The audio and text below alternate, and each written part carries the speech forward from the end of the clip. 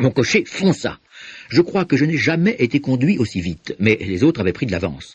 Quand j'arrive, le fiacre et le landau sont arrêtés devant la porte, leurs chevaux fument. Moi, je paye mon homme et me précipite dans l'église. Pas une âme à l'intérieur, sauf mes 2 poursuivis, et un prêtre en surplis qui semble discuter ferme.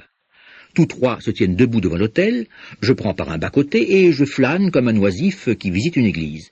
Tout d'un coup, à ma grande surprise, mes 3 personnages se tournent vers moi et Godfrey Norton court à ma rencontre. « Dieu merci !» s'écrie-t-il. « Vous ferez l'affaire. Venez, venez, venez !»« Pourquoi faire ?»« Venez, mon vieux, il ne nous reste plus que 3 minutes pour que ce soit légal. » Me voilà à moitié entraîné vers l'autel, et avant que je sache où j'en suis, je m'entends bredouiller des réponses qui me sont chuchotées à l'oreille. En fait, j'apporte ma garantie au sujet de choses dont je suis très ignorant, et je sers de témoin pour un mariage entre Irène Adler, demoiselle, et Godfrey Norton, célibataire.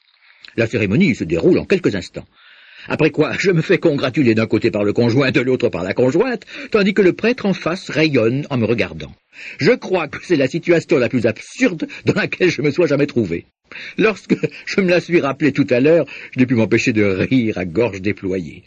Sans doute y avait-il un quelconque vice de forme dans la licence de mariage.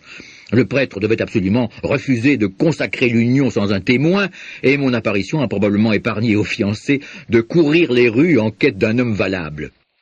La fiancée m'a fait cadeau d'un souverain que j'entends porter à ma chaîne de montre en souvenir de cet heureux événement. L'affaire a pris une tournure tout à fait imprévue, dis-je, mais ensuite... J'ai trouvé mes plans plutôt compromis. Tout donnait l'impression que le couple allait s'envoler immédiatement. Des mesures aussi énergiques que promptes s'imposaient donc. Cependant, à la porte de l'église, ils partirent chacun de leur côté. Lui vers son quartier, elle pour sa villa. « Je sortirai à 5 heures comme d'habitude pour aller dans le parc, » lui dit-elle en le quittant. Je n'entendis rien de plus. Ils se séparèrent, et moi, je m'en fus prendre de dispositions personnelles. Lesquelles ? D'abord quelques tranches de bœuf froid et un verre de bière. J'étais trop occupé pour songer à me nourrir, et ce soir, je serai encore plus occupé, selon toute vraisemblance. À propos, docteur, j'aurais besoin de vos services. Vous m'en voyez réjoui. Cela ne vous gênerait pas de violer la loi? Pas le moins du monde. Ni de risquer d'être arrêté? Non, si la cause est bonne. Oh, la cause est excellente. Alors je suis votre homme. J'étais sûr que je pouvais compter sur vous. Mais qu'est-ce que vous voulez au juste? Quand Madame Turner aura apporté le plateau, je vous expliquerai. Maintenant, ajouta-t-il en se jetant sur la simple collation que sa propriétaire lui avait fait monter, je vais être obligé de parler la bouche pleine, car je ne dispose pas de beaucoup de temps. Il est près de 5 heures. Dans 2 heures, nous devons nous trouver sur les lieux de l'action.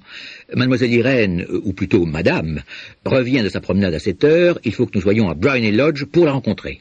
Et après, quoi? Laissez le reste à mon initiative. J'ai déjà préparé ce qui doit arriver. Le seul point sur lequel je dois insister, c'est que vous n'interviendrez à aucun moment, quoi qu'il se passe. Je resterai neutre? Vous ne ferez rien, absolument rien. Il y aura probablement pour moi quelques désagréments légers à encourir, ne vous en mêlez point. Tout se terminera par mon transport dans la villa. 4 ou 5 minutes plus tard, la fenêtre du salon sera ouverte. Vous devrez vous tenir tout près de cette fenêtre ouverte. Oui. Vous devrez me surveiller, car je serai visible. Oui. Et quand je lèverai ma main, comme ceci, vous lancerez dans la pièce ce que je vous remettrai pour le lancer. Et en même temps, vous crierez au feu. Vous suivez bien? Très bien. Il n'y a rien là de formidable, dit-il en prenant dans sa poche un long rouleau en forme de cigare. C'est une banale fusée fumigène. À chaque extrémité, elle est garnie d'une capsule automatiquement inflammable. Votre mission se réduit à ce que je vous ai dit. Quand vous crierez au feu, des tas de gens crieront à leur tour au feu. Vous pourrez alors vous promener jusqu'au bout de la rue où je vous rejoindrai 10 minutes plus tard. J'espère que je me suis bien fait comprendre. J'ai à ne pas intervenir, à m'approcher de la fenêtre, à guetter votre signal, à lancer à l'intérieur cet objet, puis à crier au feu et à vous attendre au coin de la rue. Exactement. Vous pouvez donc vous reposer sur moi. Parfait. Il est presque temps que je me prépare pour le nouveau rôle que je vais jouer. Il disparut dans sa chambre et réapparut au bout de quelques minutes sous l'aspect d'un clergyman non conformiste, aussi aimable que simplet. Son grand chapeau noir, son ample pantalon, sa cravate blanche, son sourire sympathique et tout son air de curiosité bienveillante étaient dignes d'un plus grand comédien. Holmes n'avait pas seulement changé de costume. Son expression, son allure, son âme même semblaient se modifier à chaque nouveau rôle. Le théâtre a perdu un merveilleux acteur, de même que la science a perdu un logicien de premier ordre quand il s'est spécialisé dans les affaires criminelles. Nous quittâmes Baker Street à 6h15 pour nous trouver à 7h moins 10 dans Serpentine Avenue. La nuit tombait déjà. Les lampes venaient d'être allumées quand nous passâmes devant Briony Lodge. La maison ressemblait tout à fait à celle que m'avait décrite Holmes. Mais les alentours n'étaient pas aussi déserts que je me l'étais imaginé. Ils étaient pleins au contraire d'une animation qu'on n'aurait pas espérée dans la petite rue d'un quartier tranquille. À un angle, il y avait un groupe de pauvres hères qui fumaient et riaient. Non loin, un rémouleur avec sa roue, puis 2 gardes en flirt avec une nourrice. Enfin, plusieurs jeunes gens bien vêtus, cigares aux lèvres, flânaient sur la route. « Voyez, observa Holmes, tandis que nous faisions les 100 pas le long de la façade de la villa. Ce mariage simplifie plutôt les choses. La photographie devient maintenant une arme à double tranchant. Il y a de fortes chances pour qu'elle ne tienne pas plus à ce que M. Godfrey Norton la voie que notre client ne tient à ce qu'elle tombe sous les yeux de sa princesse. Mais où la découvrirons-nous? Oui, où?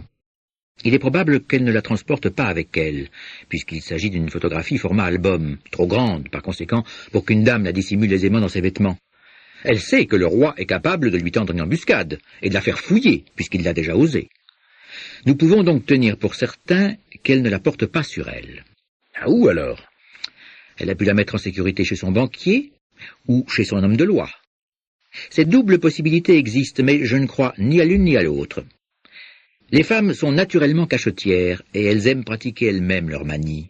Pourquoi l'aurait-elle remise à quelqu'un? Autant elle peut se fier à bon droit à sa propre vigilance, autant elle a de motifs de se méfier des influences, politiques ou autres, qui risqueraient de s'exercer sur un homme d'affaires. Par ailleurs, rappelez-vous qu'elle a décidé de s'en servir sous peu. La photographie doit donc se trouver à portée de sa main, chez elle. Mais cela a été cambriolé 2 fois. Bon, les cambrioleurs sont passés à côté. Mais comment chercherez-vous? Je ne la chercherai pas. Alors? Je me débrouillerai pour qu'elle me la montre. Elle refusera. Elle ne pourra pas faire autrement. Mais j'entends le roulement de la voiture, c'est son landau. À présent, suivez mes instructions à la lettre. Tandis qu'il parlait, les lanternes latérales de la voiture amorcèrent le virage dans l'avenue. C'était un très joli petit landau. Il roula jusqu'à la porte de Briony Lodge.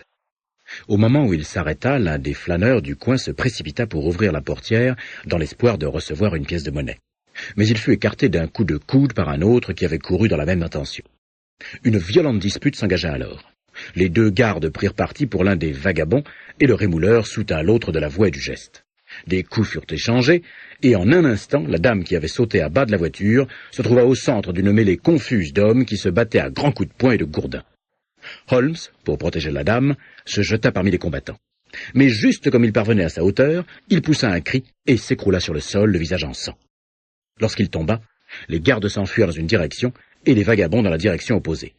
Les gens mieux vêtus qui avaient assisté à la bagarre, sans s'y mêler, se décidèrent alors à porter secours à la dame ainsi qu'aux blessés. Irène Adler, comme je l'appelle encore, avait bondi sur les marches. Mais elle demeura sur le perron pour regarder. Son merveilleux visage profilait beaucoup de douceur sous l'éclairage de l'entrée. « Est-ce que ce pauvre homme est gravement blessé ?» S'enquit-elle. « Il est mort !» cria plusieurs voix. « Non, non, il vit encore !» hurla quelqu'un. « Mais il mourra sûrement avant d'arriver à l'hôpital !» « Voilà un type courageux !» dit une femme. « Ils auraient pris à la dame sa bourse et sa montre s'il n'était pas intervenu. C'était une bande, oui, une rude bande. Oh, il se ranime maintenant. » « On ne peut pas le laisser dans la rue. Peut-on le transporter chez vous, madame ?»« Naturellement. Portez-le dans le salon. Il y a un lit de repos confortable. Par ici, s'il vous plaît. » Lentement, avec une grande solennité, il fut transporté à l'intérieur de Briony Lodge et déposé dans la pièce principale. De mon poste, près de la fenêtre, j'observais les allées et venues. Les lampes avaient été allumées, mais les stores n'avaient pas été tirés, si bien que je pouvais apercevoir Holmes étendu sur le lit.